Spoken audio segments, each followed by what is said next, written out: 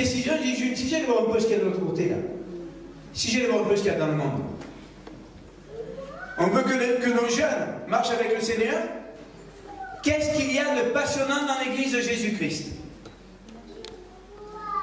Rien. Rien.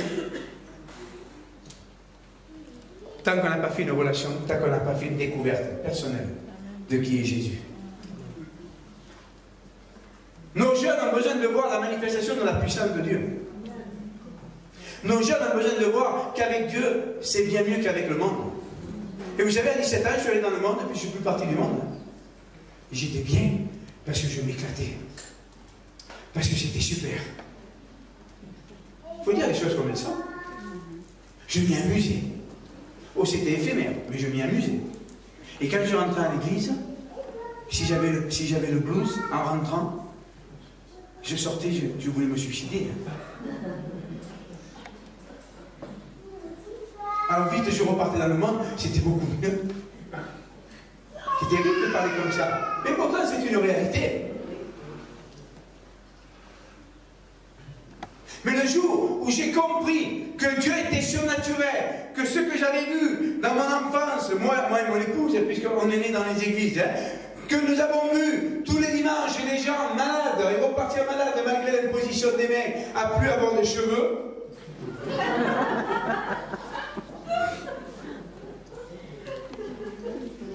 On a dit, il y a un truc qui ne va pas.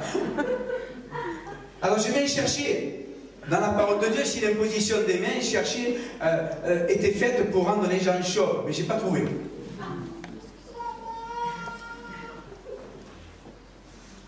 Et comme je suis parti dans le monde, quand je me suis retrouvé dans le monde, eh bien, j'ai vécu la nuit. Quand tu vis la nuit, ben, tu te retrouves dans une vie de nuit, et puis la vie de nuit te conduit à la prison. Et là, en prison, j'ai crié à Dieu, j'ai dit, si tu existes, j'étais levé dans l'évangile. La Bible, je l'avais déjà lue au moins 2 fois, baptisé du Saint-Esprit à 11 ans. J'ai dit, si tu existes, si vraiment tu existes, cette expérience que j'ai faite à 11 ans, si ce n'est pas psychologique ou psychosomatique, alors manifeste-toi.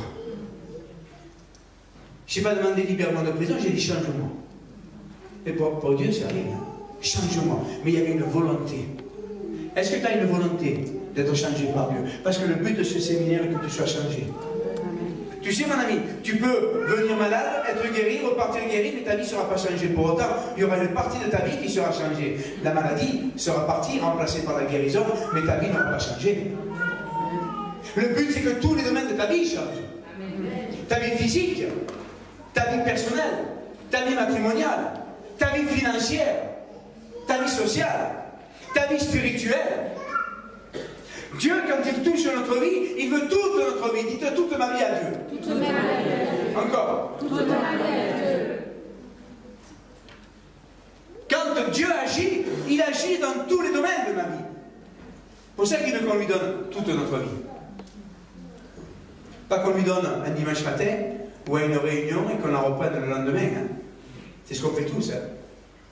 Et un jour, là, j'ai décidé, je dis, si tu existes, change-moi. Et là, Dieu est venu à ma rencontre par le surnaturel.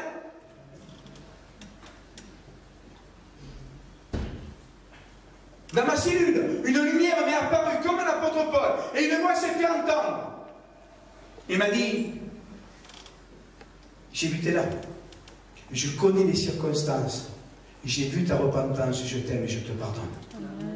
Dieu s'est manifesté ce jour-là surnaturellement. Et ce jour-là, j'ai compris qu'il était surnaturel. Après, pour aller dans le domaine de la guérison, dans le domaine de la démonologie, il a fallu que Dieu travaille mon cœur parce que j'avais été enseigné d'une manière très religieuse. Mais au fur et à mesure, j'ai testé les Écritures. J'ai dit, Seigneur. Un jour, je me suis mis en colère. J'ai dit, j'en ai marre. J'en ai marre de faire que lire la parole de Dieu sans jamais la vivre. Fais quelque chose. Vous savez ce qu'on a répondu le Seigneur? Il m'a dit, moi, j'ai tout fait à la croix. Toi, fais quelque chose pour vivre ce surnaturel. Toi, cherche la vérité. Va vers le Saint-Esprit. La Bible nous dit, en Jean 15, que le Saint-Esprit nous révélera toute la vérité. Ça veut dire que il y a des moments où nous n'avons pas toute la vérité, nous avons des parties de vérité. Et je vais vous donner un exemple. Quand on parle de la guérison divine, on dit oh oui, Dieu guérit. Mais il guérit qui il veut et comme il veut. On n'a pas toute la vérité. Parce que Dieu est amour, il nous aime tous du même amour, il veut que nous soyons tous guéris. Après, on lit, on ne lit pas, c'est notre problème. Pas le sien. Lui, il veut que tous nous soyons guéris. C'est pour ça que le peuple doit être enseigné dans la foi. C'est pour ça que le peuple de Dieu doit avoir la connaissance de qui est Jésus. On entend parler de Jésus, mais on ne connaît pas personnellement Jésus. Ne pense pas que parce que tu parles en langue que tu connais personnellement Jésus. Pour le connaître, il faut que tu l'approches, il faut que tu aies le cœur à cœur avec lui, il faut que tu aies cette dimension d'intimité avec lui où tu vas apprendre à le connaître. Et des fois, on me dit, apôtre, vous pouvez prier pour moi? Je veux savoir si Dieu veut me guérir de ma maladie. Non. Dieu veut pas me guérir? Non. Je ne veux pas prier. Mais pourquoi vous ne voulez pas prier? Parce que Dieu ne va pas me parler. Mais pourquoi il ne va pas vous parler? Mais parce qu'il a déjà écrit qu'il voulait vous guérir. Pourquoi je lui demandais de se répéter? Il y a une méconnaissance de l'amour de Dieu. L'armée que Dieu lève est une armée qui connaît l'amour, la profondeur de l'amour de Dieu pour nous. C'est une armée qui sait exactement qui elle est en Jésus-Christ et ce qu'elle représente pour Dieu. Est-ce que tu sais ce que tu représentes pour Dieu? Est-ce que tu sais ce que tu représentes pour Dieu? J'ai appris à le savoir. Comment? En scrutant le cœur de Dieu. En scrutant le cœur de Dieu.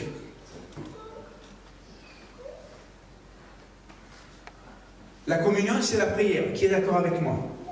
Quand la Bible parle de la communion, c'est la prière. Qui est d'accord avec moi? Levez la main, ceux qui sont d'accord avec moi. Eh bien non. Eh non. La prière, je parle à Dieu, je demande quelque chose à Dieu. La communion, je fais ostose avec Dieu, je fais cœur avec lui. Et j'ai un cœur à cœur avec lui, profond. Et j'apprends à le connaître pour ce qu'il est, Dieu. Je lui dis mon amour et il me renvoie son amour. Ça s'appelle la communion. Quand tu veux rentrer en communion avec le Saint-Esprit, ne commence pas à parler, ne commence pas à lui parler de tes soucis, ne commence pas à lui demander quelque chose. Cherche seulement son cœur. Dis-lui, viens, Saint-Esprit. Viens, Saint-Esprit. Et manifeste-toi. Il y a un chemin qui nous conduit à la connaissance du cœur de Dieu. Et il y a une route qui nous conduit jusqu'au trône de la grâce. Vous devez trouver cette route. Vous savez, quand je vais être en communion avec Jésus aujourd'hui, je n'ai pas besoin de prier et de jeûner 40 jours. J'ai fait des jeûnes de 21 jours à l'eau complet, j'en ai fait. J'ai trouvé le chemin à travers cela. Vous voulez trouver le chemin vers Jésus? Jeûne et prière. Jeûne et prière. Nous les Français, le jeûne est un gros mot. C'est vrai? Quoi? Jeûner? Religieux? Alors si moi je suis religieux parce que je veux jeûner, Jésus était religieux. Parce qu'il a jeûné 40 jours, les apôtres étaient religieux parce qu'ils ont jeûné. Le jeûne et la prière va me permettre de connaître le Seigneur. Je ne jeûne jamais pour demander à Dieu une bénédiction, jamais. Parce que ce n'est pas biblique. Je jeûne pour me rapprocher de Dieu, pour connaître le cœur de Dieu. Amen. Et c'est cette armée que Dieu est en train de lever. Cette armée qui le connaît, cette armée qui ne doute pas, cette armée qui sait que quand elle part au combat, elle va revenir vainqueur. Amen. Et pour ça, tu dois connaître Dieu, tu dois connaître ses ressources, tu dois savoir qui il est en tant que papa et qui il est en tant que créateur. Et là, tu vas commencer une vie de victoire. Est-ce que vous me suivez? L'armée commence par quelqu'un qui prend une décision. Vous savez, quand vous êtes à l'armée, sauf quand on est en temps de guerre où on vous On vous recrute d'office. Mais autrement, l'armée, tu as un choix. Tu choisis de t'engager dans l'armée. Bon, moi, je n'ai pas choisi ça. Hein. C'était pas mon truc. Hein. Je suis né rebelle, et Dieu, avec un rebelle, il a fait quelqu'un qui lui obéit. Oh, je ne dis pas que ça a été facile. Vous savez, quand je suis allé à l'armée, quand j'ai fait mon service militaire, enfin, moi, je n'ai pas fait le service militaire, j'ai fait mes 3 jours. À l'époque, on faisait 3 jours. Hein, c'était... Il n'y a pas si longtemps que ça, parce que j'ai juste 19 ans. Il y a des poussières. Les poussières sont importantes. Il m'a fait plier le genou. Vous savez pourquoi j'ai plié le genou devant Jésus? Parce que j'ai connu son amour. J'ai plié devant l'amour. Et je n'ai pas plié devant la force. Dieu nous demande de le suivre par amour. Tant de gens sont légalistes. Je prie parce qu'il faut prier. Je lis la Bible parce qu'il faut lire la Bible. Je vais à l'église parce qu'il faut y aller. Il n'a pas. Ne lis pas la Bible. Ne prie pas. Tu perds du temps. Ça ne te servira à rien. Si tu pries, si tu lis la Bible, et si tu vas à l'église, c'est parce que tu sais que dans ces 3 domaines-là, tu vas rencontrer Jésus de manière extraordinaire. Et que ton amour te pousse vers lui. Vous savez, souvent on dit, ouais, la chair elle me pousse. Tu sais pourquoi la chair elle te pousse? Tu sais pourquoi tu te bats contre la chair? Parce que tu ne connais pas Jésus. La chair, jusqu'à la fin de tes jours, elle va te tenter. Jusqu'à la fin de tes jours. Mais le combat n'est pas si dur que ça si tu sais que le péché peut te séparer de lui. Ce n'est pas Jésus qui va te séparer de toi. C'est le péché qui va te permettre à toi de t'éloigner de lui. Est-ce que vous me suivez? Ce que je suis en train de vous expliquer là, avant de rentrer dans le sujet, c'est la mentalité avec laquelle vous devez aborder votre Dieu.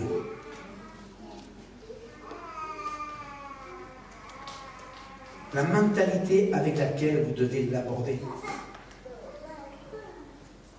Comment vous devez le connaître? Qui est-il? Que veut-il de moi? Que veut-il me donner? Alors si tout ça vous intéresse, il y a plein de livres là-bas que j'ai écrits qui peuvent vous intéresser. Mais tout à l'heure, je les présenterai. Hier, on a vu donc une partie de la vallée des ossements.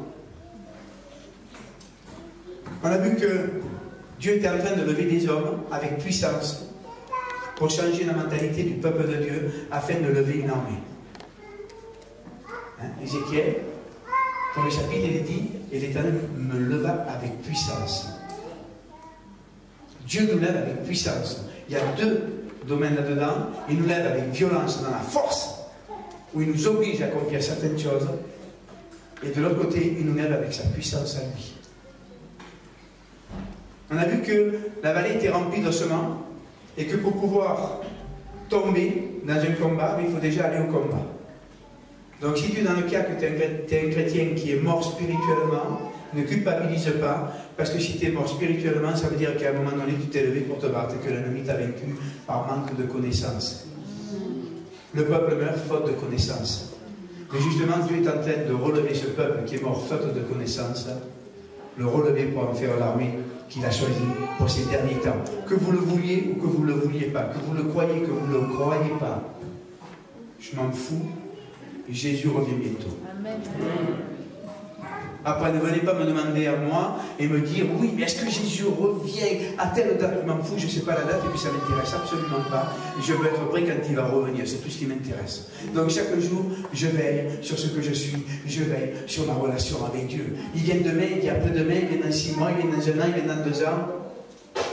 Il vient, c'est tout ce que je sais. Amen. Est-ce qu'il vient à pied, est-ce qu'il vient à cheval, est-ce qu'il vient en coupe volante, je ne sais rien, mais je m'en fous. Je sais qu'il vient. Hein? Il y a plein de discussions dans le peuple de Dieu en ce moment sur comment il vient, où il vient, qu'est-ce qu'on s'en fout? Il vient. Il vient. Moi, quand j'ai invité, quand j'ai voulu mon épouse, moi je croyais qu'elle allait arriver dans une Porsche, ben non, elle est arrivée avec un cyclomoteur. J'aurais préféré elle arriver en Porsche. Mais en fin de compte, ce que je préférais, c'est qu'elle arrive, peu importe comment elle est arrivée, à pied, en voiture, en cyclomoteur ou en Porsche. Est-ce que vous me suivez? Jésus revient.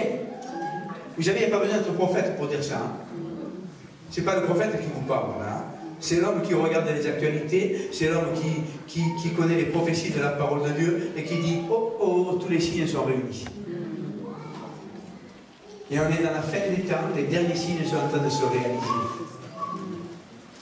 Et un des derniers signes, mes amis, et je pense que la plupart des gens dans le peuple de Dieu, juste une aparté, hein, ne l'a pas réalisé, ça a été l'officialisation de Jérusalem, capitale d'Israël, par Trump. Et personne n'a relevé. Sur Facebook, on relève plein de bêtises. Facebook, c'est... Nous, on fait du Facebook, on fait que de la publicité, mais Facebook, c'est un ramassis de bêtises. Mais on relève plein de choses, mais on n'a pas relevé que Israël, eh bien, c'était un des derniers signes des temps où Israël serait reconnu et que tous vont se retourner contre lui parce que justement, il est reconnu comme étant la capitale de Jérusalem. La capitale d'Israël, pardon, Jérusalem, capitale d'Israël. Est-ce que vous me suivez? On ferme la parenthèse. Donc, on a vu ensuite que l'Esprit l'a saisi et que Dieu lui a posé des questions. Dis-moi l'homme, est-ce que ces eaux peuvent revivre? Et il a répondu, moi je ne sais pas, c'est toi qui le sais, ô Dieu. Et Dieu lui dit, oui, moi je le sais, mais seulement toi prophétise.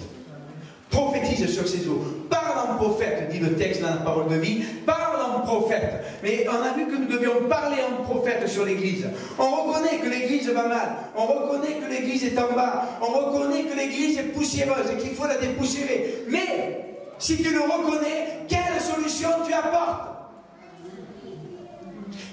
De le reconnaître est une chose, de le proclamer en disant l'Église est terminée comme certains prophètes que je connais et qui proclament qu'il n'y aura plus de réveil en France. Je dis mensonge démoniaque. Je ne peux pas accepter qu'on dise que la France ne vivra pas de réveil pour plusieurs raisons. La première, parce que Dieu aime les Français autant que les Américains. Amen. Les Américains n'ont pas le monopole de l'amour de Dieu. Pourtant, je suis rattaché à un mouvement aux États-Unis qui s'appelle King Jesus, de l'apôtre Guillermo Maldonado. Ce sont des Américains, des Hispaniques américains. Mais Dieu aime autant les Américains que les Français et les Français que les Américains. Donc pourquoi est-ce qu'il voudrait un réveil dans certains pays et pas dans d'autres? Le réveil, je l'ai dit au début, est l'état normal du chrétien. Première chose. Deuxième chose, pourquoi je ne peux pas accepter cette parole? Parce que le réveil, c'est l'état normal du chrétien. Un chrétien doit être réveillé. Réveille-toi, toi qui dors, réveille-toi dans toi les morts, car Christ t'éclairera. Est-ce que Christ nous a éclairés? Oh, dites-moi quelque chose. Est-ce que Christ nous a éclairés? Moi, je croyais qu'un match, ils étaient bouillants, ça criait, ça sautait. Ils sont pires que dans le midi, hein. Donc, si tu es éclairé, tu es réveillé. Question à te poser. Je ne suis pas réveillé. Je ne suis pas éclairé. Je ne parle pas de salut. Le salut est autre chose. Ça, c'est entre toi et Dieu. Ce n'est pas moi qui vais te dire tu es sauvé ou pas. Entre toi et Dieu. C'est Jésus qui juge, c'est pas moi. Et toi, une chose. Je vais vous dire pourquoi. Je ne peux pas accepter cette parole. Qu'il n'y aura plus de réveil en France. Parce que le réveil est déjà là. Parce que le réveil est personnel. Partout où nous allons, nous voyons des gens qui se lèvent pour mieux connaître Dieu, qui se lèvent et qui ont soif de plus de la présence de Dieu. Partout il y a des restes, ce que nous appelons les restes. C'est avec les restes que Dieu va embraser ce pays. C'est avec les restes. Vous savez, quand les prophètes de la parole de Dieu se sont levés, la majeure partie du temps, tous les prophètes annonçaient autre chose, annonçaient des bénédictions, les prophètes se levaient et disaient, oh là, vous êtes dans le péché, il n'y aura pas de bénédiction. C'était un reste qui a permis à Israël de rester le peuple de Dieu, de ne pas être détruit. Un reste. Paul est resté seul, prophète en Israël. Le reste. Et aujourd'hui, il y a un reste qui a soif de Dieu. Il y a un reste dans le monde entier. Mais je parle de la France. Ce qui m'intéresse, c'est la France. En France, il y a un reste qui a soif de Dieu. Il y a un reste qui veut se lever. Vous savez, moi, les gens qui ne veulent pas se lever dans mes églises, je leur dis, trouvez notre église. Il y a plein d'églises où vous pouvez dormir tranquille, où les coussins sont moelleux. Où il y a des moquettes qui font que c'est tellement confortable que quand les gens marchent, vous n'entendez rien. Mais si vous voulez rester dans une de mes églises, il va falloir que vous vous réveillez. Parce que ma vision, c'est lever une armée. Je l'ai dit hier, pour ceux qui n'étaient pas là, je vais le redire. Le slogan que Dieu m'a donné pour l'œuvre qu'il m'a confiée, c'est une église forte et audacieuse. Amen. Une église forte et audacieuse. Et c'est ce que nous voulons, des églises fortes et audacieuses. Des chrétiens forts et audacieux. On a vu ensuite que le prophète a écouté ce que le Seigneur lui a dit. Et le Seigneur lui a dit, prophétise, vous qui êtes secs, écoutez la parole du Seigneur. Vous voulez marcher dans la foi? Qui veut marcher dans la foi? Eh bien, la foi vient de ce que l'on entend, ce que l'on entend vient de la parole de Dieu. Qu'est-ce que tu écoutes? Qu'est-ce que tu écoutes? Quand vous prêchez la foi, quand vous prêchez une église forte, quand vous prêchez l'audace, eh bien, les chrétiens n'aiment pas toujours ça. Les pasteurs n'aiment pas beaucoup ça. Il n'y a pas très longtemps, on a appelé 2 pasteurs, une de mes collaboratrices a appelé 2 pasteurs que je connais bien, pour que je puisse aller prêcher dans nos églises. On dit, oula non, notre église est bien tranquille, si lui vient, il va mettre le Bronx. Alors, non, on ne veut pas le recevoir. Gloire à Dieu. Et ils ont raison, parce que si je vais dans une église, je veux le Bronx. Non pas parce que je dis, ce que je dis est biblique. Je ne détruis pas l'église dans laquelle je vais, j'annonce simplement ce que dit la parole de Dieu et je démontre par les signes, les miracles et les prodiges que Dieu est Dieu et que Dieu agit. Et ça se coupe. Est-ce que vous me suivez? Ça se coupe. Ensuite, on a vu, eh bien, que le prophète obéit. On va arriver au verset 6. On va prendre la parole, verset 6, chapitre 37 d'Ézéchiel, verset 6.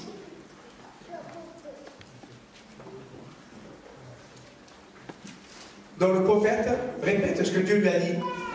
Je mettrai sur vous des nerfs. Je vous revêtirai de chair. Je vous recouvrirai de peau. Je mettrai en vous l'esprit et vous revivrez. Et vous reconnaîtrez que je suis l'Éternel.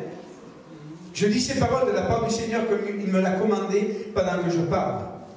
J'entends un grand bruit, celui d'objets qui remuent. Ces os se rapprochèrent les uns des autres. Je regarde, il y a sur eux des nerfs, de la chair pousse, la peau les recouvre, mais il n'y a pas de souffle de vie en eux.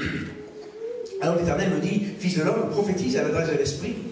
Prophétise et dis à l'Esprit. Voici ce que déclare le Seigneur l'Éternel. Esprit, viens des 4 vents.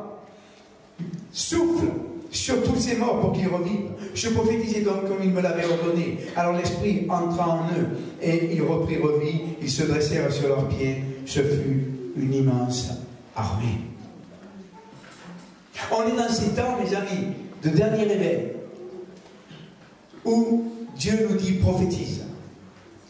Là nous avons 4 éléments, pardon. Le premier élément, je mettrai sur vous des nerfs. Qu'est-ce que ça veut dire? Quand j'ai lu ça, j'ai dit, Seigneur, bon, ok, c'est l'armée que tu es en train de lever, mais qu'est-ce que ça veut dire? Qu'est-ce que ça représente? Et j'ai prié, j'ai jeûné pour savoir ce que ça représentait. Je mettrai sur vous des nerfs, c'est la force personnelle que nous avons. Vous savez, les nerfs servent à pouvoir faire bouger nos muscles. Pas de nerfs, tu peux avoir les plus gros muscles du monde, si tu n'as pas de nerfs, tes muscles ne bougeront pas, tu seras flasque. Sans force. Nous avons en nous une force. Chaque chrétien doit rechercher en lui la force que Dieu lui a donnée. Nous naissons déjà avec une force surnaturelle. Écoutez bien. Pourquoi? Parce que nous sommes faits à l'image de Dieu. Et que Dieu, déjà, a de la force. Dieu est force. Dites-moi Amen. Amen. Dieu est force. Amen.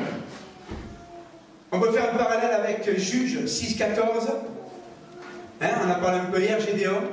Quand Dieu dit à Gédéon, vaillant héros, dis-moi, vaillant héros, le plus petit, le plus faible, le plus fauché de Manassé, à moi tu me dis, vaillant héros. Mais que lui dit le Seigneur? Va avec la force que tu as. Il y a en nous une force où Dieu n'a même pas besoin d'intervenir. Écoutez bien ce que je vous dis. Dieu n'a même pas besoin d'intervenir. Dans certaines situations, nous avons en nous une réserve de force qui vient naturellement de Dieu une réserve de force qui nous permet d'accomplir des choses que nous ne pensions pas pouvoir accomplir. Et regardez les gens du monde qui accomplissent des choses extraordinaires. Ils n'ont pas Dieu. Et ils y arrivent. Si les gens du monde arrivent à faire certaines choses, comment ça se fait que les chrétiens n'y arrivent pas? On a un problème.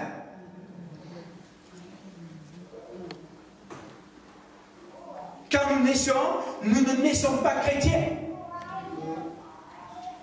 Nous naissons tous égaux. Enfants. Nous avons tous la connaissance du monde surnaturel de Dieu, la connaissance de Dieu. Plus tard, notre cerveau grandissant, les questions viennent, et ce n'est pas enseigné. Le peuple meurt faute de connaissance, et c'est vrai pour le monde, et c'est vrai pour nous. Selon comme on a enseigné, notre question, la question de la spiritualité disparaît. Mais nous naissons tous de la même manière. Tous nous naissons avec un plan que Dieu a pour nous. Un plan parfait pour chacun de nous. Nous ne naissons pas au hasard, nous naissons avec un plan parfait de Dieu, avec une identité. Et Dieu nous a donné des dons et des qualités pour accomplir le plan que Dieu a prévu pour nous. La destinée que Dieu a prévue pour nous. Dites, Dieu a une destinée pour moi.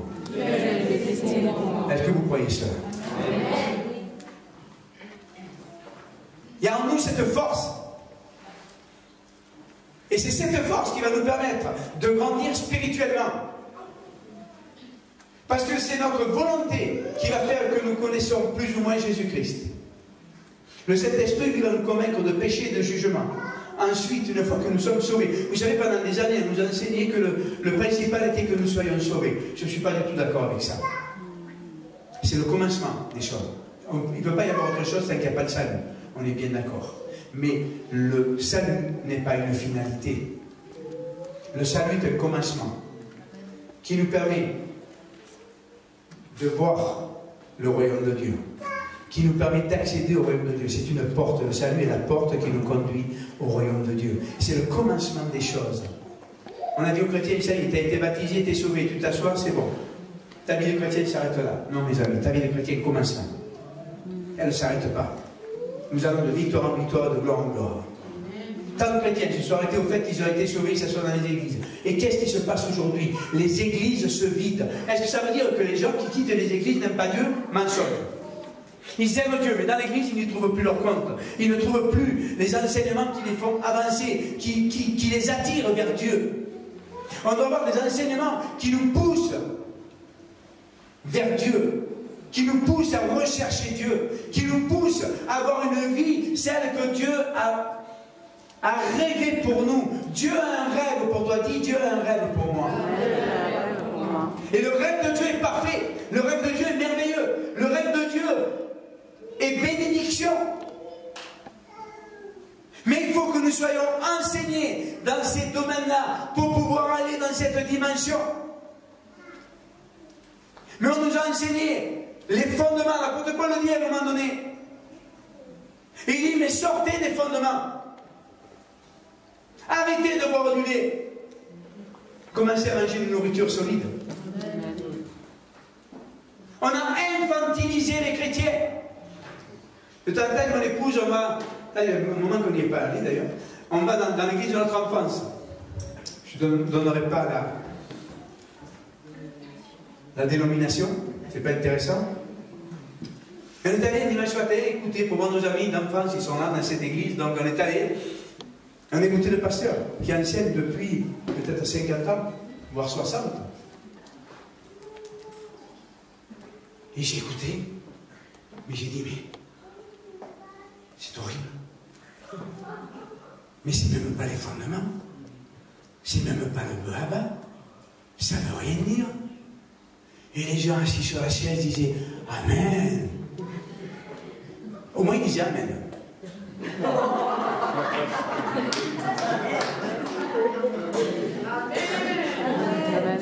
Et là tu dis, au secours.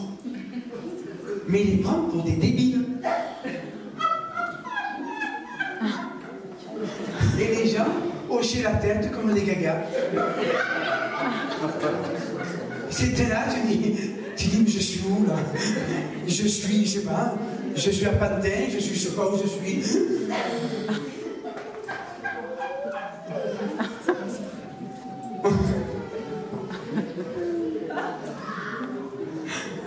Mais c'est une réalité, il y a des moments où vous vous demandez, vous dites, help, help Seigneur, what the where is, où est-ce que je suis?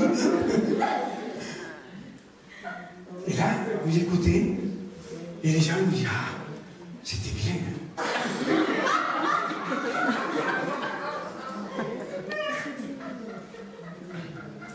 On infantilise les chrétiens. Ils connaissent rien. Vous savez pourquoi? Écoutez bien ce que je vous dis, c'est dur ce que je vais vous dire. Hein. Mais parce que 80% des pasteurs n'en savent pas plus. Amen.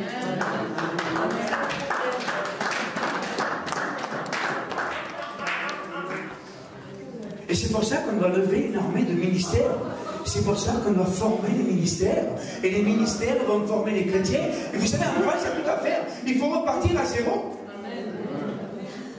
Et alors, quand les chrétiens sont devant une épreuve, ils disent Jésus. Il n'y a rien qui se passe. Jésus, c'est 5 lettres. J-E-S-U-S. Il n'a aucun pouvoir, ce nom.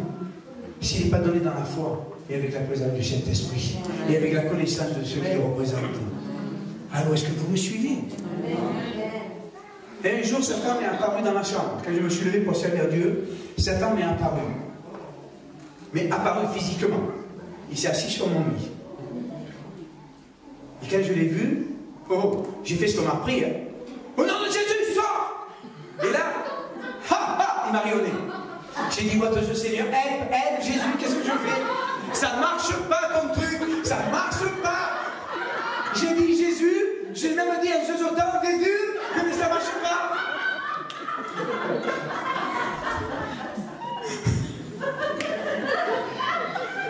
J'ai déchaîné sa colère. Oh, pasteur, ce soir, ça promet.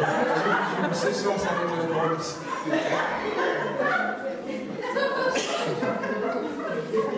Mais ça va marcher, le truc, il n'est pas parti. Moi, je croyais qu'elle allait partir en courant, laissant de la fumée rouge derrière mon lit. Je m'étais fait un film Marvel, je m'étais fait un Marvel, vous voyez, un truc comme ça. Et il n'est pas parti. Et il a commencé à me menacer.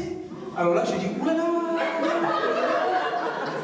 Mandarin, l'oncle écrit, on va où là? J'ai crié à Dieu, j'ai dit, où? Seigneur, Père, Saint-Esprit, je ne peux plus prier. J'étais même prêt à appeler la Vierge Marie. Mais je ne l'ai pas fait parce que j'ai dit, il y a une démon, c'est pas la peine qu'il y en ait deux. Je ne parle pas de la vraie Marie. La vraie Marie, c'est pas ça. Hein, mais c'est celle qui se fait passer pour Marie. Comme soit un téléspectateur, là, je ne sais plus qu'à la caméra, apparemment ça ne marche plus. Et là, le Saint-Esprit m'a enseigné. Cet esprit m'a dit, Jésus, ce n'est que 5 lettres. Il a tout pouvoir.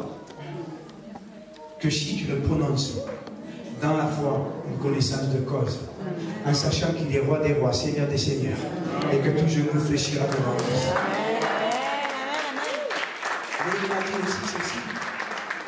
Les premiers genoux à fléchir devant lui, ce n'est pas le diable, c'est toi. Oh, oh. Et il m'a dit, il doit te prononcer dans la foi et avec la puissance de mon esprit, d'où ta relation doit être importante. Il m'a dit, je vais t'apprendre quelque chose. Je ne sais pas comment me menacer. Mais je dis, non, c'est le diable. Moi, le diable, je vois tout en rouge, mais non, il n'est pas comme ça, je peux vous assurer. Il a multiforme, mais des fois, il peut être très beau. Il m'a dit, parle en langue. Parle en langue. Et là, j'ai commencé à parler en langue. J'ai senti que mon parler en langue n'était pas le même que d'habitude. Et j'ai mon parler en langue a été saisi. C'est comme si je voyais mon parler. Et là, le diable a disparu. Et le Seigneur m'a donné cet enseignement. Il m'a dit, il y a une force dans le parler en langue. Non pas le parler en langue que tu as comme ça. Je vais te parler en langue que tu vas chercher dans la relation avec Dieu. Allô, est-ce qu'il y a quelqu'un? Vous me suivez? Tu as de la force. Deuxième point. Le premier, donc, si je mettrai sur vous des nerfs. Quand tu sais que tu as une force personnelle, alors il dit, je vous... La chair, c'est la consistance dans la foi. La chair, c'est ce que nous parle Jacques, où il est dit que celui qui est malade demande avec foi, et la foi du malade le guérira. La chair, c'est ta consistance dans la foi. Et la foi, tu ne vas pas la chercher. Et là, écoutez-moi bien. Tu ne vas pas chercher la foi seulement quand tu es dans le besoin. Tant de chrétiens cherchent la foi quand ils sont malades, quand il n'y a plus de solution, quand ils sont à l'agonie financière, quand leur couple ne va pas bien. Ils cherchent la foi, ils commencent à chercher dans les Écritures. C'est trop tard. Écoutez-moi bien, 9 fois sur 10, c'est trop tard. Tu vas souffrir. Parce que la foi est quelque chose que tu dois manifester au quotidien, dans tous les domaines de ta vie. Tu dois marcher dans la foi. Dans tous les domaines de ta vie, tu dois faire confiance à Dieu. Dans tous les domaines de ta vie, tu dois marcher dans la foi en Dieu. Tu dois toujours faire les choses dans la foi. Tant de chrétiens cherchent la foi seulement dans l'épreuve. Non, quand ça va bien, dépasse, on en a parlé hier au soir. Ton confort de foi va toujours plus loin avec Dieu. Dans chaque instant de ta vie, nous faisons tout par la foi. Écoutez bien, foi et révélation. Je n'achète jamais un costume sans que Dieu me dise va acheter un costume. Pourquoi? Est-ce que j'ai besoin de l'approbation de Dieu pour acheter un costume? Je peux m'acheter un costume, il n'y a pas de problème. Dieu ne va pas me le reprocher. Mais dans la foi, je sais que Dieu va me permettre d'avoir des costumes de très grand prix, à des prix dérisoires, et voire gratuits. C'est dans la révélation et dans la foi. Tout ce que je fais, dans la foi. Tout ce que j'ai, je l'ai eu dans la révélation et dans la foi. Parce que je fais confiance à Dieu dans tous les domaines. Écoutez-moi, je sors un livre le mois prochain, il va sortir, peut-être avant Noël, on va essayer. Il est à la correction actuellement. J'ai sorti le dernier livre qui s'appelle Oser réussir. Qui n'a pas lu ce livre, Oser réussir? Levez la main. Alors on va en c'est bien. Et je sors, c'est la série des Oser. Hein? Et le prochain livre que je viens de finir d'écrire s'appelle Oser prospérer. Dieu est un lieu de prospérité. Alors, il y a beaucoup de détracteurs de la prospérité. Vous savez, la prospérité, c'est pas pour toi, pour rouler en Rolls Royce. J'ai rien contre, demain on m'offre une Rolls Royce, je la prends, je n'aurai pas honte de rouler dedans. On me l'offre, je n'ai pas acheté. C'est ça le but de la prospérité. La prospérité, c'est avoir une vie qui va montrer aux gens de l'extérieur que tu manques de rien. Montrer à l'extérieur que tu manques de rien, mais que tu as encore plus pour pouvoir donner d'abord à tes proches. Jérusalem, la Judée, la Samarie, les extrémités de la terre. Et ensuite, une mesure remplie, serrée, secouée, débordante, pour pouvoir aider d'abord le royaume de Dieu, faire avancer le royaume de Dieu. Hier, on a parlé sur les écoles. J'ai fait une petite aparté sur les écoles.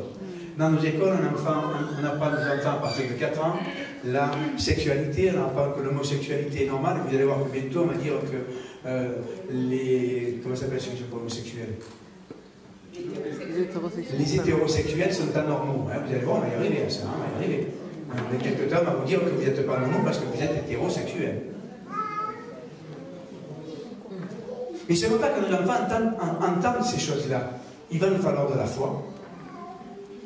Moi, j'ai plus de petits-enfants, ils vont plus à l'école. Gloire à Dieu. Et je n'ai pas encore de petits-enfants. Et tout compte fait, je suis content. Parce qu'il faut qu'on trouve des solutions avant. Mais on a une solution. Les chrétiens se lamentent. Vous vous rendez compte, dans nos écoles, on nous apprend, on va apprendre à nos enfants la sexualité. Signons la pétition. Mais tu perds. Moi, je ne signe aucune pétition, ça ne sert à que dalle, mon ami. Ils ont décidé pour le faire. Pétition, tu perds du temps. Non, soyons réactifs. il va falloir de la foi. Il faut qu'on ouvre des écoles chrétiennes. Et des écoles chrétiennes sans, écoutez-moi bien, sans l'aide financière de l'État. Allô, sans l'aide financière de l'État. Parce que si l'État te donne des subventions, il va dire, tu es obligé d'enseigner ce que moi je te dis d'enseigner. Là, on est en train de préparer donc à Toulon, qui est le siège de notre mouvement, on est en train de préparer pour l'année prochaine l'ouverture d'un centre des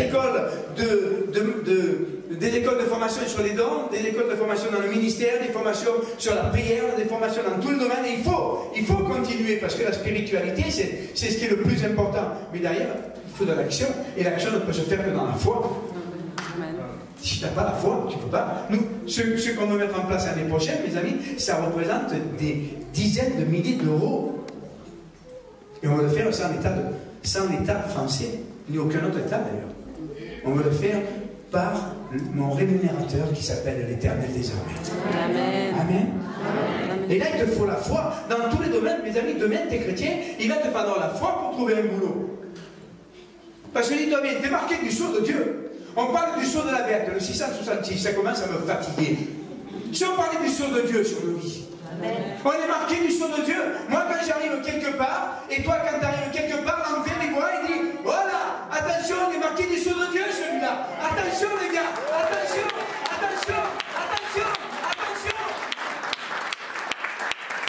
Et quand tu vas aller quelque part, ne crois pas que ceux qui appartiennent à Satan, ils vont te dire, mais oui, mon ami, allez, viens, je vais te trouver un travail.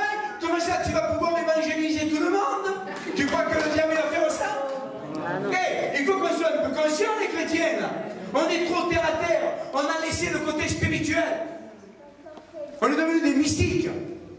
Mais on n'a pas la conscience qu'il y a un monde spirituel qui dirige. Amen. Et c'est de ce monde spirituel que nous devons parler et auquel nous devons nous attacher. Amen. Donc il faut des entreprises qui se montent. Il faut des hommes et des femmes qui ont les dons, qui se montent. Il faut des banques chrétiennes. Il faut des hommes politiques chrétiens. Et ça commence. Il y a un mouvement. Ça, mes amis, c'est avec la foi qu'on va le faire. L'Église va pouvoir régner avec la foi. Et l'Église aujourd'hui a besoin de cela. Regardez au Brésil. Le nouveau président de la République a été nommé, et il a été nommé, et c'est un chrétien. Vous avez vu les journaux français, ce qu'ils ont écrit?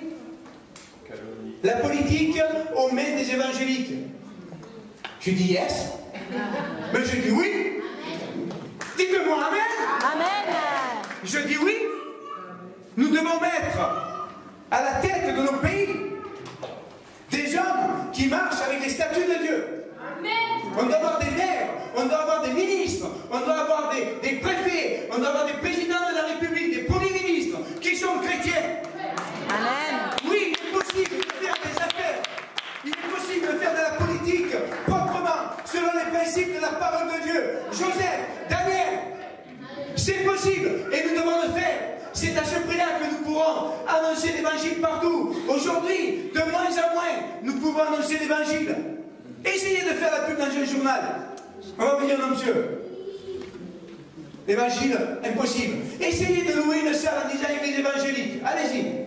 Ben, je vous souhaite bien du courage. Vous savez, nous, on a ouvert un centre d'affaires. Un centre d'affaires, un centre de coworking. Et donc là, je peux louer à qui je veux, comme je veux, quand je veux. Il n'y a aucune loi qui m'interdit de le faire. Et là, je ne détourne pas la loi, je la contourne. Il faut être aussi intelligent, hein?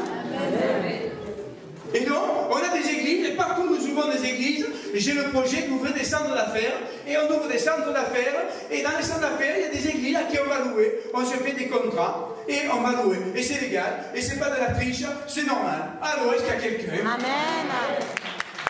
Et si on veut aujourd'hui annoncer l'évangile, on ne peut pas aujourd'hui annoncer l'évangile dans les journaux.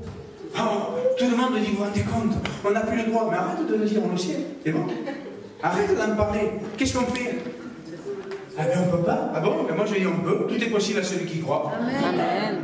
Qu'est-ce qu'on fait? Je suis en train de mettre en place un journal. Un journal gratuit où on va annoncer l'évangile. Je serai le patron. Il n'y a aucune loi qui m'interdit d'annoncer l'évangile à l'Ouest. Amen, amen. Vous savez combien c'est un journal par mois? sur une ville. Sur une ville. À 100 000 exemplaires, c'est 15 000 € par mois. Pourquoi il y a silence? Est-ce que Dieu ne peut pas fournir 15 000 €? Le Seigneur dit, l'or et l'argent m'appartiennent. Amen. Est-ce que vous comprenez pourquoi nous avons besoin de la prospérité? Et là, je parle des acteurs de la prospérité. Ah, il n'y a plus de caméra. Ça ne marche plus. Ça ne va pas le faire.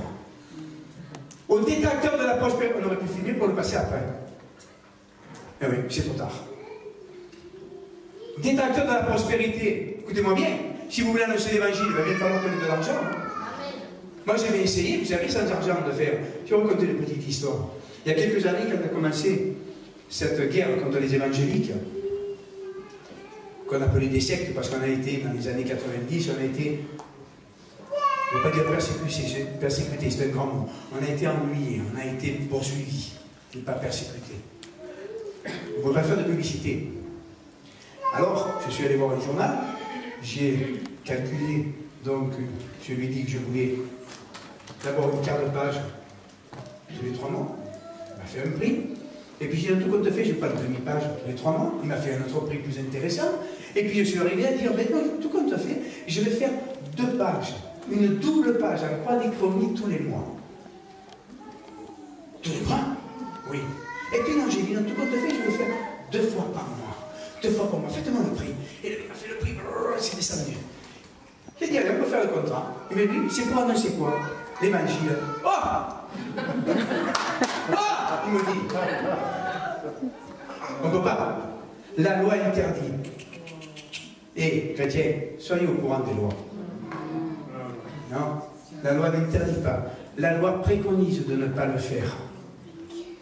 J'ai dit, appelez le directeur. J'ai fait de la publicité. Quand j'étais jeune, je tenais justement ce journal avec qui j'ai passé des annonces. Il explique au directeur, il dit non, on ne peut pas. Il dit écoutez, il va vous parler. Il dit écoutez, la loi ne dit pas que je peux, que j'ai interdit, elle dit qu'elle préconise. Si vous le faites, vous n'aurez aucun ennui judiciaire. Là, je vais vous poser une question. Une double page par semaine. Ah, vous avez dit 15 jours. J'ai dit oui, maintenant je vous dis par semaine. Si vous trouvez le pigeon idéal, vous la vendriez à combien? Bon, monsieur, je ne me dites pas que vous ne travaillez pas avec les pigeons, parce que j'ai fait de la publicité pendant 10 ans dans votre journal. Mais vous êtes qui? Je suis monsieur Fondassi. Ah, je ne savais pas, je te vois, excusez-moi, oui. Alors, combien tu le vends, ton journal? Pour un pigeon? Mais il me dit, je le vends 10 000 francs la page. Ok, moi je t'en donne 15 000. Pardon? Je t'en donne 15 000. Tu as raison, la loi préconise. La loi ne dit pas. Elle préconise. Et j'ai signé mon contrat. Voilà pourquoi je dis qu'on doit prospérer. Est-ce que vous comprenez? Vous savez, je reçois des tas d'insultes de sa prospérité. Il parle d'argent. Ben oui, je parle d'argent. Je parle de guérison. La Bible parle plus d'argent dans la parole que de guérison physique. Mais c'est pas pour moi. Moi, j'ai pas besoin. Vous savez, si je voulais gagner du pognon, je serais resté businessman, je serais resté un homme d'affaires. Mais il me faut de l'argent pour annoncer l'évangile. Et si vous prospérez tous, on va pouvoir aider. Qu'est-ce que tu fais quand quelqu'un a un problème qui ne peut plus se loger? Qu'est-ce que tu fais? Tu pries. Vous avez vu le bel job, mon gars? Vous avez vu le bel job, hein? Le chrétien qui est à côté de toi, qui n'a pas de logement parce qu'on ne peut pas lui louer, tu pries. Mais, hein? En attendant, il est dehors. C'est-à-dire que si tu lui dis, ok, tu veux un appartement? Allez, moi je vais le louer pour toi. Et je vais te mettre dedans. Vous pouvez dire Amen. Amen. Ça s'appelle la prospérité. Est-ce que vous me suivez? Et ça, tu peux l'avoir que par la foi. La foi, c'est que quand tu es malade, eh bien, croire que Dieu veut, peut, et que tu mérites d'être guéri. Amen. Parce que Jésus a payé le prix à la croix. Ça, c'est la chair. Le point suivant, c'est je vous recouvrirai de peau. Et là, écoutez bien, c'est tellement important. La peau, c'est une identité spirituelle. Israël avait et a toujours d'ailleurs 12 familles en son sein. L'Église de Jésus-Christ a plusieurs visions.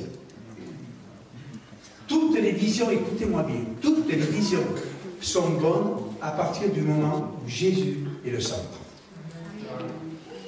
Qui va être très charismatique, qui va être plus prophétique, qui va être plus attiré par la louange, qui va être plus par l'enseignement. Ce sont des visions différentes qui touchent l'ensemble de la population. Donc il faut plusieurs visions. On parle d'unité. C'est quoi l'unité? C'est se réunir une fois par mois, prier ensemble 2 minutes et en sortant se critiquer. Ça, Dieu n'est pas dans cette unité des hommes. Écoutez-moi bien. Elle n'est pas dans cette unité. La vraie unité, c'est d'accepter que tout seul je n'y arriverai pas et que j'ai besoin d'autres visions qui viennent compléter la mienne pour toucher l'ensemble du monde entier. L'unité passe par cet état d'esprit. Moi, c'est ma vision. Maintenant, je ne mélange pas les visions. Moi, je dis aux gens, choisissez, si ma vision ne vous convient pas, dites-moi quelle est votre vision, puis je pourrais même vous conduire vers un ministère qui a la même vision que vous. Ah, vous savez, je ne veux pas remplir l'église. Parce que je veux, c'est arrêter le flot qui va en enfer. Ce que je veux, c'est étendre le royaume de Dieu. Ce que je veux, c'est que quand je suis rentré dans le ministère, j'ai fait une prière à Dieu. J'ai dit, Seigneur, moi, ce que je veux, c'est le monde pour paroisse. Et Dieu m'a dit, je te donne le monde pour paroisse. Et je vais prêcher dans le monde entier. Ce que je veux, c'est que le royaume de Dieu s'étende, que les gens soient sauvés et servent Dieu. Le but est que chaque chrétien serve Dieu. Qu'ils soient dans mon église ou ailleurs, où il y a le problème. Chez moi, je veux que des gens qui aient la même vision que moi. Et s'il n'a pas la même vision, qu'il trouve une vision qui lui correspond. On n'est pas fâché pour autant. Il n'y a pas très longtemps, il dit à des gens, il dit, écoute, tu n'es pas fait pour travailler avec moi. On n'a pas la même vision. Trouve une église qui te ressemble. Trouve une œuvre qui te ressemble. Parce que chez moi, tu ne vas pas être heureux, et moi, tu vas me prendre la tête. Alors, ce n'est pas la peine que tu me prennes la tête et que je te prenne la tête. Trouve une vision qui te ressemble. Moi, je ne changerai pas ma vision parce qu'elle vient de Dieu. D'autres ont des visions qui viennent de Dieu, qui sont complémentaires à la mienne. Va dans la vision qui te correspond. Est-ce que ce n'est pas plus mieux comme ça? Est-ce qu'on pensait que ce n'est pas plus sain? Est-ce qu'on pensait que ce n'est pas plus tranquille? Les brebis ne m'appartiennent pas, elles appartiennent à Dieu. Maintenant, attention, choisis ta famille. Pour choisir une vision, tu dois chercher devant Dieu. Quelle est ta vision? Et ça, c'est... La peau sert à quoi, la peau? À protéger et à donner une forme.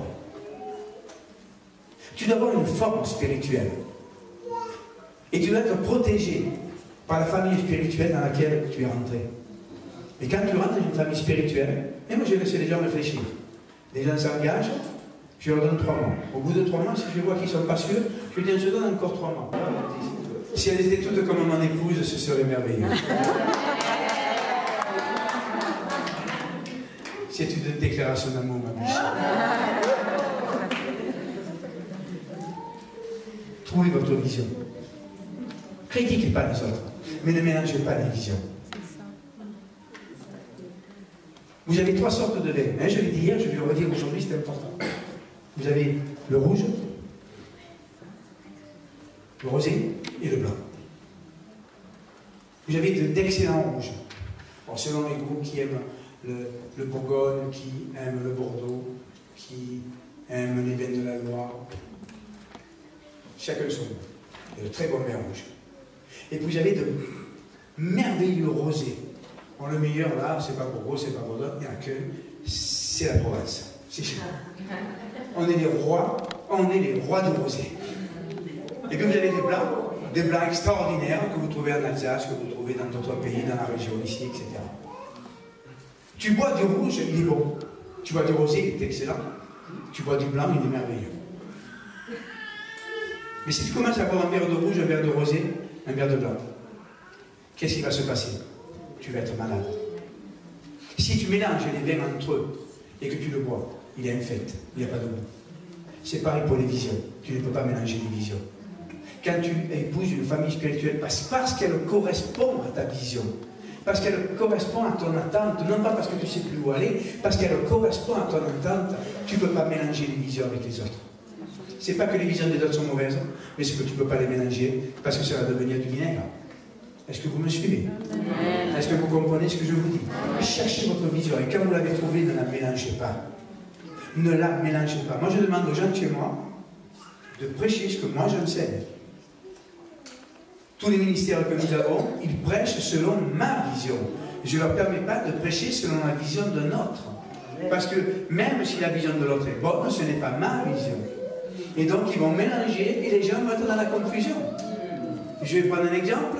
Qui est pour les liens ancestraux? Qui n'est pas pour les liens ancestraux? Je suis pour? Ah ben non, je suis contre. Ah ben oui, il a raison, je suis pour. Ah ben non, je suis contre. Et qu'est-ce que tu fais? Tu es dans la confusion. Et là, c'est le diable qui règne. Moi, j'ai ma position que je ne donnerai pas ici. Chacun a sa position dans un domaine. Marche dans la vision qui est dans ton cœur. Moi, ce que je dis aux gens, moi, je suis pas d'accord avec toi. Pourquoi? Ben, parce que moi, le Seigneur m'a révélé autre chose. Oui, alors? Et bien, il ne peut pas te révéler quelque chose à toi et quelque chose à moi. Facile. Est-ce que toi, ça marche? Oui, ça marche. Ben, alors, reste là. Comme tu es. Moi, ça marche. Qu'est-ce que je vais faire? Ben, je vais rester où je suis. Dieu répond dans les deux? Oui. Eh bien, gloire à Dieu. Est-ce que vous me suivez? Amen. Autrement, on est là, ça s'appelle de l'orgueil. C'est moi qui raisonne, Dieu m'a fait la révélation. Est-ce que Dieu est multifacette? Dieu est multifacette. Tant que c'est biblique, tant que ça reste dans la véracité de la parole de Dieu, alors c'est bon. Mais tu ne peux pas mélanger les deux. Tu dois avoir un fil conducteur. Vous savez, je suis un homme de télévision. Je prêche à la TV en Italie. J'ai ma propre chaîne télé, sur Internet. Mais écoutez bien ce que je vous dis. La télévision, c'est un dépannage pour que les gens qui ne peuvent pas se déplacer puissent écouter, puissent recevoir, ou les gens qui n'ont pas d'église. Mais attention, vous ne pouvez pas rester sans église. C'est impossible. Parce qu'il vous faut un fil conducteur. Comment est-ce que je vais aller du point A au point Z? Comment est-ce que je vais y aller? Quel chemin je vais prendre? Est-ce que je vais sur le B qui est droit, sur le B qui est montant à gauche, le B descendant à droite? Quel chemin je vais prendre? Et si vous commencez à prendre un peu de toutes les visions, vous êtes dans un New Age chrétien. Est-ce que vous me suivez?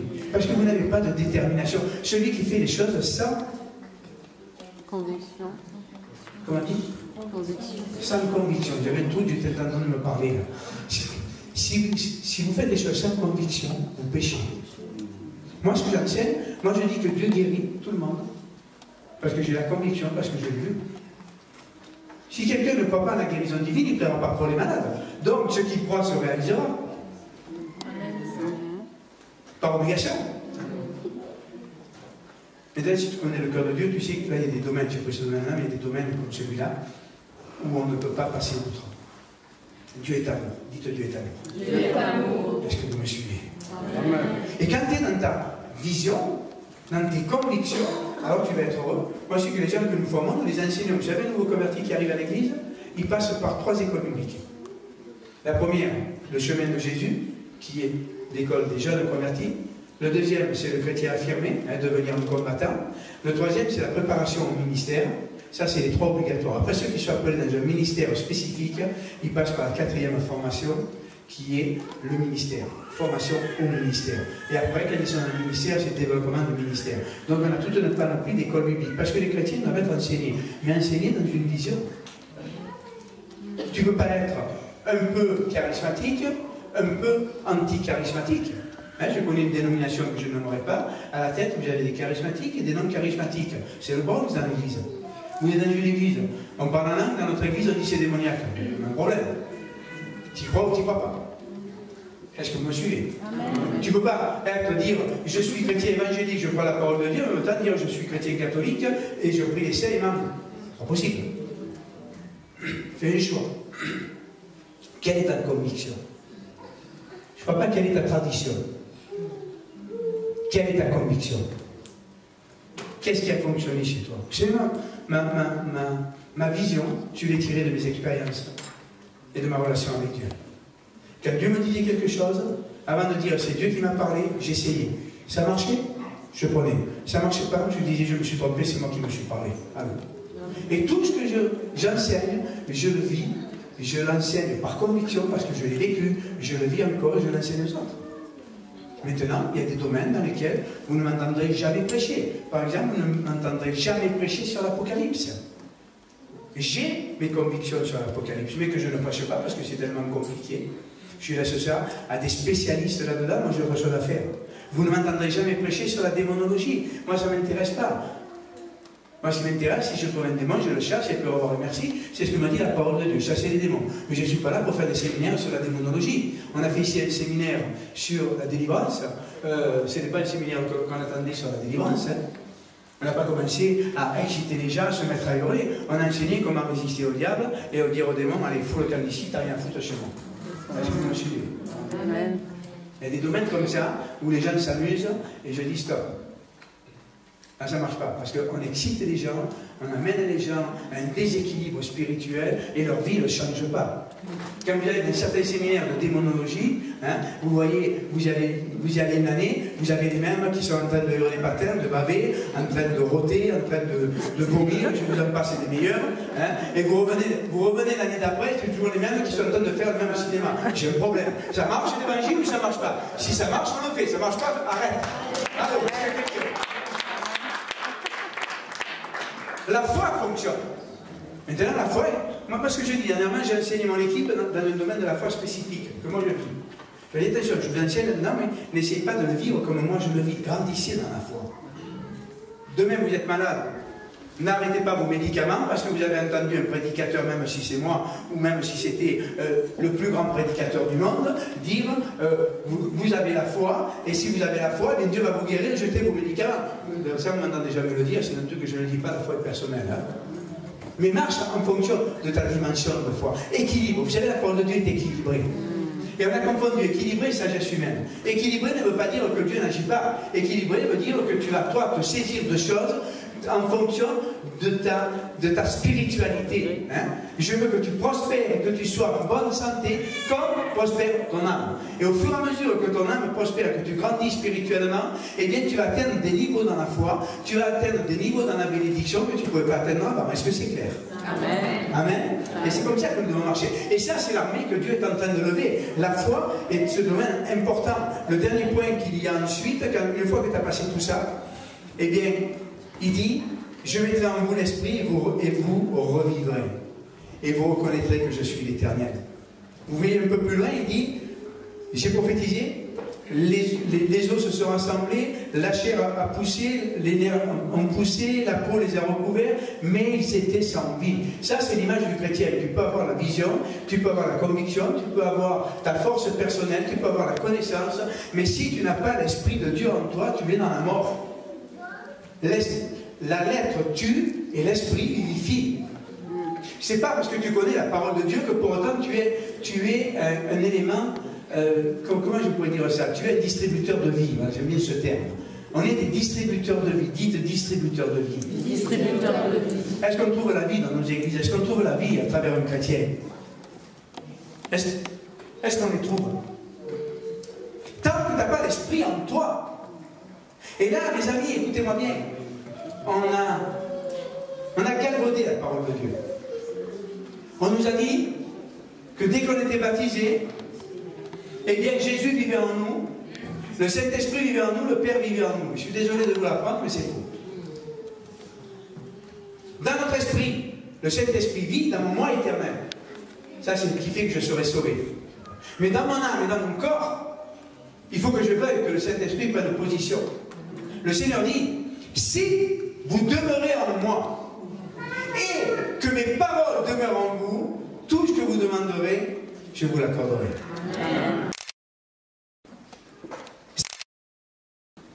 Est-ce que, et je demeurerai en vous, est-ce que Jésus demeure en toi? Tu peux être sauvé sans que Jésus demeure en toi. Que Jésus demeure en toi. Et ta vie de Dieu. Mais tu iras au ciel. Mais par contre, si Jésus est en toi, tout ce que tu demanderas pour cette terre, cela te sera accordé. Amen. Il y a deux manières de vivre avec le Saint-Esprit. À côté de toi ou en toi. Jésus, quand il est passé par les eaux du baptême, et ça, écoutez-moi bien, soyez attentifs à ce que je vous dis parce que c'est très important. Ça fait partie des choses que le Saint-Esprit nous enseigne et que le Saint-Esprit est en train d'enseigner au peuple de Dieu pour qu'il manifeste la gloire de Dieu. Quand Jésus s'est fait baptiser, le Saint-Esprit est venu le rejoindre. Ce qui veut dire qu'il n'avait pas le Saint-Esprit en lui. Alors, pour les guerres théologiques, Jésus était fils de Dieu sur terre ou fils de l'homme? Non, il était fils de l'homme. Lui-même le dit, il était fils de l'homme.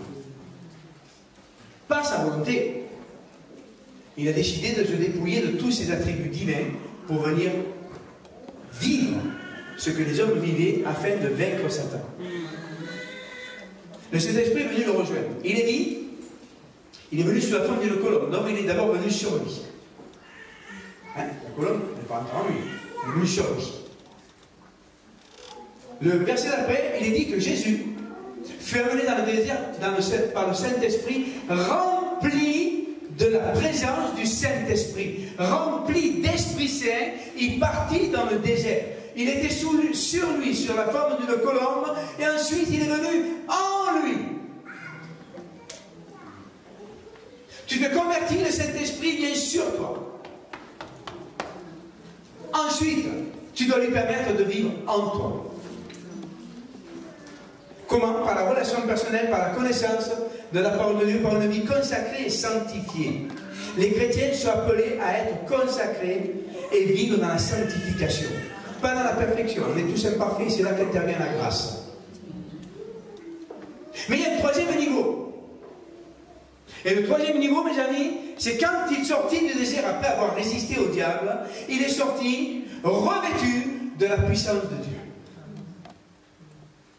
Et le chrétien doit vivre ces trois niveaux. Le Saint-Esprit sur lui ou avec lui, en lui, est revêtu de sa puissance. Amen. Et le but à terme, c'est d'être revêtu de la puissance du Saint-Esprit. Il y a trois positions de chrétien. Et ça, je vous en supplie, écrivez ce que je vous dis. C'est tellement important pour votre vie.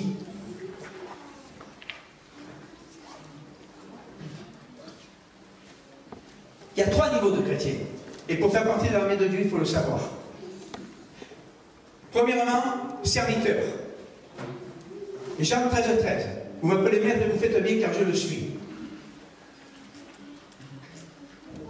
On est serviteur de Dieu. C'est-à-dire que Dieu va nous obliger à obéir, qu'on le veuille ou qu'on ne le veuille pas. On doit apprendre à obéir. C'est une armée. Dans une armée, la première chose qu'on fait, on t'apprend à obéir. Que tu veuilles ou que tu ne veuilles pas, tu dois obéir. Autrement, c'est la prison. Je sais de quoi je vous parle. T'apprends à obéir. Tu n'as pas à choisir. Quand tu es dans l'armée, tu fais ce qu'on te demande de faire. C'est pour cela que quand ils vont à l'armée, les aviateurs, on leur dit lâcher des bombes sur la ville, ils ne vont pas réfléchir à dire oui, mais il y a des enfants, il y a des femmes, il y a des vieillards. Non, non, ils vont lâcher des bombes parce qu'on leur a appris à obéir. Est-ce que vous me suivez? Bien sûr, avec Dieu, c'est à obéir dans l'amour. Hein?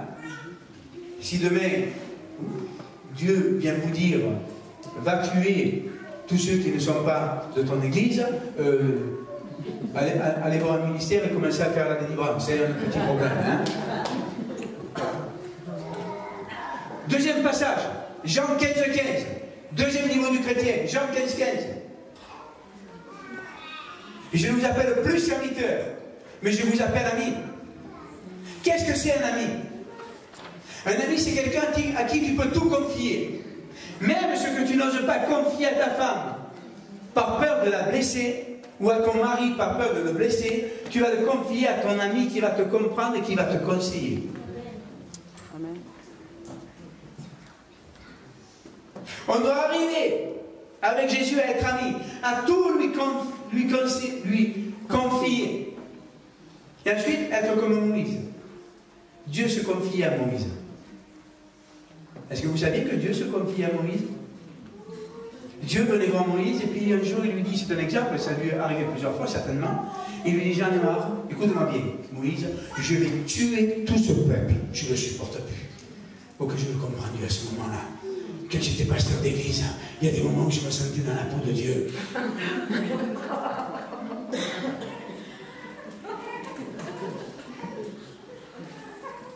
Et Moïse lui dit, oula, Dieu, attends. On se calme, moi je vais t'expliquer. Parce que toi tu penses en Dieu, moi je te parle. Si tu fais ça, Dieu, hein, c'est écrit, hein, c'est une autre forme, hein. Si tu fais ça, qu'est-ce qu'on va dire de toi? Que tu as sorti ton peuple, celui que tu appelles ton peuple, pour le faire mourir au désert, pour le tuer au désert. Mais plus personne ne va te vouloir comme Dieu. Non, non, non, fais pas ça. Oui, mais je vais les tuer et je vais faire sortir un peuple de toi. Non, non, non, non, non, non, non. Tu vas entacher ta réputation, ça ne marche pas comme ça. Dieu l'a réfléchi, il a dit, oui, tu as raison. Je vais écouter l'homme, tu as raison. Ça s'appelle un ami. Vous savez le verset qui dit, et dans ce passage, je relève toujours ce verset-là parce qu'il a tellement été mal interprété que ça nous a mené à des dégâts prophétiques. Le verset qui dit, Dieu ne fait rien sans révéler ses secrets à ses prophètes. Alors certains prophètes, avec de grandes guillemets, disent, moi je suis prophète. Vous savez ces prophètes qui ont les yeux comme des yeux de poule, comme ça, qui vous regardent comme ça, qui marchent d'une manière bizarre. Hein, vous connaissez ce genre de prophète, hein? Et puis il vous dit, moi, je suis prophète, Dieu ne fait rien sans me dire. Hypocrite, race de vipère, sépulcre blanchi. C'est pas ce que veut dire ce verset. Si je te confie un secret, mon frère, qu'est-ce que tu attends de moi? Que je le garde. Dieu ne dit rien sans révéler ses secrets à ses prophètes. T'as le nez froid. Ça veut dire qu'il y a des moments où Dieu est penché son cœur avec toi. Et Dieu te dit, je suis là. Si je m'écoute, dis-moi ce que tu en penses. Je vais les oxyre les uns après les autres. Et là, il attend que tu lui dises ce que tu en penses. Il déballe son cœur avec toi. Rappelez-vous Jésus, il a déballé son cœur avec ses amis. Il a dit, je vais mourir. Et je suis angoissé jusqu'à la mort. Je vous en prie, restez avec moi. Priez avec moi. Jésus a épanché son cœur. C'est pour ça qu'il dit, vous êtes mes amis. Parce que ce que l'on cache au serviteur, on le dit à ses amis. C'est une relation profonde avec Jésus, où tu peux lui dire tout ce que tu veux, et puis lui, à des moments, il va épancher son cœur avec toi. Combien de fois ça nous arrive, ça, que Dieu te parle, et te dit, tu vois, un jour, la dernière fois où Jésus m'est apparu, il était en larmes. J'ai dit, Seigneur, mais pourquoi tu pleures? Il m'a dit, pourquoi mon peuple souffre comme ça? Il sanglotait. Il m'a dit, pourquoi? Pourquoi reste-t-il malade? Pourquoi reste-t-il dans la détresse financière? Pourquoi les couples se séparent? Va leur dire que j'ai payé le prix à la croix pour eux. Va leur dire, prêche ces choses-là, que j'ai payé le prix pour eux. Et qu'ils n'ont pas à souffrir parce que moi j'ai souffert pour eux. Ce jour-là, Jésus a épanché son cœur avec moi. Est-ce que vous me suivez? Amen. Jésus a mis à une relation de cœur. Oui, tu vas tout lui dire, et lui, à des moments, il va te dire certaines choses. Pour se confier à toi. C'est Jean 15, Jésus a mis. Le troisième niveau, et c'est celui que nous devons atteindre. C'est fils de Dieu. Romains 8, 14. Et ceux qui sont conduits par l'Esprit de Dieu sont fils de Dieu. On a l'habitude de dire, ouais, je suis enfant de Dieu. Non, non, non, non. Tu n'es pas enfant de Dieu. Tu tends à devenir enfant de Dieu. Mais tu seras enfant de Dieu que quand tu seras dirigé par l'Esprit de Dieu. Tu es sauvé. Tu fais partie du peuple de Dieu. Mais tu n'as pas encore été adopté par Dieu. Est-ce que vous me suivez? Et le but d'un chrétien, c'est de devenir fils de Dieu. Et là-dedans, il y a les 3 niveaux de prière. Il y a une prédication que vous trouverez, je ne sais plus comment elle s'appelle, sur mon site, où j'enseigne toutes ces choses-là. Je l'ai fait dans le dernier trimestre. Quand tu es disciple, tu demandes les choses. Jésus dit, demandez, vous recevrez. Quand tu es serviteur de Dieu, tu vas, un serviteur, ma femme de ménage, si elle a envie de boire un café, elle va me demander, je peux avoir un café s'il vous plaît? Mais elle ne va pas aller au percolateur et se servir le café. Elle n'a pas l'autorisation. Là, c'est la prière du disciple, la prière du serviteur. Quand on commence, quand on se convertit, alors on demande à Dieu et Dieu nous donne. Demandez, vous recevrez. Et vous remarquerez qu'on en arrive au stade où on ne prêche que sur là-dessus. Demandez, vous recevrez. Mais ça, c'est juste le commencement des choses. Dieu bénit les jeunes convertis. C'est pour ça qu'il a donné une année de grâce. Et là, pasteur, écoutez-moi, ministère, écoutez-moi. Quand vous avez des jeunes convertis, vous avez 1 an pour les convertir. 1 an pour les former. 1 an pour qu'ils deviennent des hommes et des femmes de foi. Parce qu'ensuite, il n'y a plus l'année de grâce, il y a une année de grâce. Amen. Et dans cette année, ils doivent être formés pour devenir des chrétiens forts. Et c'est pour ça que le peuple va mal, parce qu'il n'a pas été formé.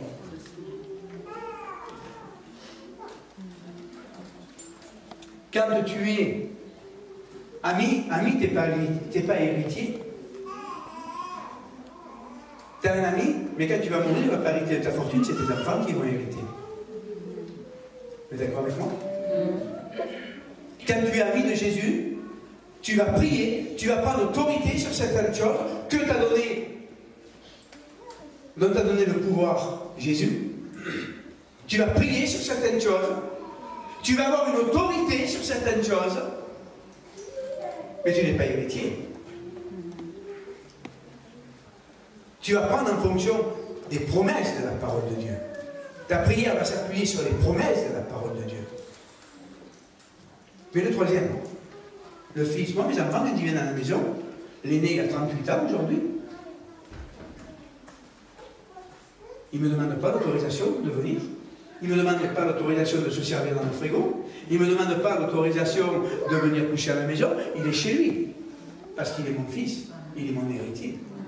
Et mes 4 enfants sont chez eux. Quand tu es devenu au stade d'héritier, le fils de Dieu, donc héritier du royaume de Dieu, tu ne vas pas demander à Dieu, Seigneur, donne-moi, Seigneur, j'ai besoin de finances, donne-moi des finances. Tu vas dire, papa, je me sers, hein. Je prends mon héritage. 3 manières de prier différentes. 3 résultats différents. 3 niveaux spirituels différents. 3 niveaux de vie différents. Amen. Amen. Et on est tous appelés à devenir des fils et filles de Dieu. L'armée va être constituée de fils et de filles de Dieu. Va être constituée d'amis et va être constituée de serviteurs. Il va y avoir dans l'armée de Dieu tous les niveaux, mais chaque niveau va nous amener à un autre niveau. Qui a lu de Rick Joyner l'Ultime Assaut? Je vous encourage de le lire. On est en pleine dans l'actualité de l'Ultime Assaut de Rick Joyner. Okay? Ultime Assaut, Rick Joyner. Si vous ne les trouvez pas, dites-moi-le, vous pouvez les commander par notre maison d'édition. Il explique qu'il gravit la montagne, qui monte à la gloire. Et qu'à chaque niveau, des chrétiens s'arrêtent avec le bouclier de la foi et l'épée de l'esprit. Il y a des chrétiens qui sont faits pour rester au stade de serviteurs. Et c'est glorieux. Ils ont le bouclier de la foi, ils ont l'épée de l'esprit. En fonction de la destinée dans laquelle Dieu les a appelés, ils vont avoir un niveau spirituel. Et plus ils montaient, et moins il y avait de gens. Mais tous ceux qui s'arrêtaient à un niveau avaient un bouclier et une épée. Et plus on montait, plus le bouclier et l'épée étaient grands. Mais chacun à son niveau travaillait. Qui combattait des démons à terre, qui combattait des démons qui gravissaient la montagne, qui combattait des démons qui volaient au premier niveau, qui combattait au dernier niveau les aigles qui arrivaient et qui attaquaient, les aigles noirs, qui est l'image des dominations. Le corps de Christ a besoin de tout le monde. Et chacun de nous, nous devons arriver à notre niveau spirituel. Le jeune converti, il est serviteur, il va avoir l'épée et il va avoir le bouclier du serviteur. Il va avoir une foi spécifique avec une connaissance minimale. Le chrétien confirmé va avoir une foi plus grande, il devrait avoir une foi plus grande et une connaissance plus grande. Et le Fils de Dieu, lui, il a la pleine connaissance par le Saint-Esprit, puisqu'il est dit que l'Esprit nous enseignera toutes choses, toute la vérité. Est-ce que vous me suivez? Amen. Et l'armée est constituée de cela. Il doit y avoir des généraux. Hein. Il y a un livre que j'ai écrit là, je vais vous le présenter tout à l'heure, qui s'appelle « Lève-toi derrière ton roi », où j'explique comment doit fonctionner une église, avec les 5 ministères, plus les ministères diaconaux, plus les ministères d'aide, plus le ministère d'anciens, plus le ministère de missionnaires. J'explique tout cela, comment doit fonctionner une église. Parce que Dieu a établi une manière de travailler. Et l'armée doit travailler. Aujourd'hui, le problème qu'on a en France, c'est qu'on n'accepte pas de travailler avec une autorité. Un jour, je suis allé voir un pasteur dans l'église, allait très mal à Bordeaux, j'ai réconcilié l'église, j'ai fait mon travail apostolique, il n'était pas dans mon organisation. Et puis sa femme me posait des questions, elle me dit, mais enfin, on dit que tu es apôtre, mais à l'époque, je n'avais pas été nommé par l'apôtre Maldonado. Moi, je n'ai pas été intronisé officiellement, mais on m'appelait déjà apôtre, j'avais déjà les stigmates. Elle me dit, mais c'est quoi un apôtre? J'explique ce qu'était un apôtre. Elle me dit, mais si je comprends bien, si mon mari, il rentre dans ton organisation, il n'est plus rien. Comment ça, il n'est plus rien? Ben oui, elle me dit, si c'est toi, le chef, lui, qu'est-ce qu'il dit? Je dis, moi, je ne suis pas le chef. Je ne suis pas le chef. Et qu'est-ce qu'un apôtre a une fonction? Il est là pour aider les ministères à grandir, à s'établir, et quand il y a un problème, l'apôtre, il vient les aider. Vous savez ce que c'est un apôtre? Moi, je vous donne un secret. Les apôtres, ils n'aiment pas quand je parle comme ça. Mais c'est une réalité pourtant. C'est une vérité, pardon. Pas une réalité, une vérité. Un apôtre, c'est un bouche-trou. Un apôtre, quand il n'y a pas d'évangéliste, il fait l'évangéliste. Quand il n'y a pas de pasteur, il fait le pasteur. Quand il n'y a pas d'enseignant, j'enseigne. Quoique l'apôtre enseigne dans d'autres niveaux. Hein, je parle d'enseignement au niveau du peuple de Dieu. Quand il n'y a pas de diacre, il fait le diacre. L'apôtre, il bouge tous les trous. C'est pour ça qu'il a les 5 ministères et une 9 d'hommes. Alors ça démystifie un peu le rôle de l'apôtre. Attention, il y a l'apôtre qui arrive.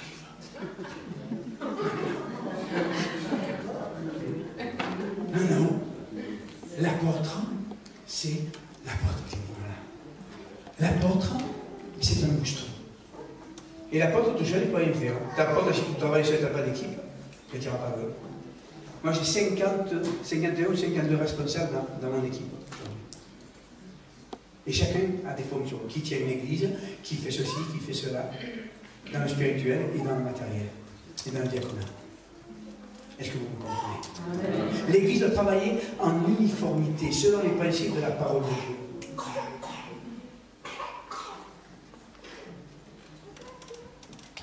L'église aujourd'hui a mal, vous savez pourquoi? Parce que l'église n'est pas bâtie selon ce que Dieu nous demande.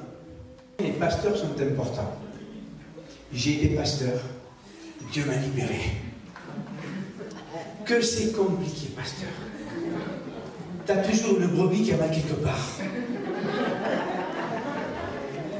Tu as toujours une brebis, what again? Et toujours une brebis, berk. C'est compliqué. Il faut savoir s'en occuper. Il faut les caresser. Il faut... Et vous savez, pasteur, écoutez-moi, je ne sais pas ce que Dieu nous demande. Hein. On a fait des pasteurs des psychologues chrétiens. Les pasteurs font de la psychologie chrétienne. Et il y a des écoles de psychologie chrétienne maintenant. Je vous dis comment on montre ça dans la parole de Dieu. Jésus dit en Luc 4, l'onction m'a été donnée, et donc vous a été donnée. 1, pour annoncer la bonne nouvelle. 2, pour guérir les cœurs brisés. 3, pour libérer les captifs.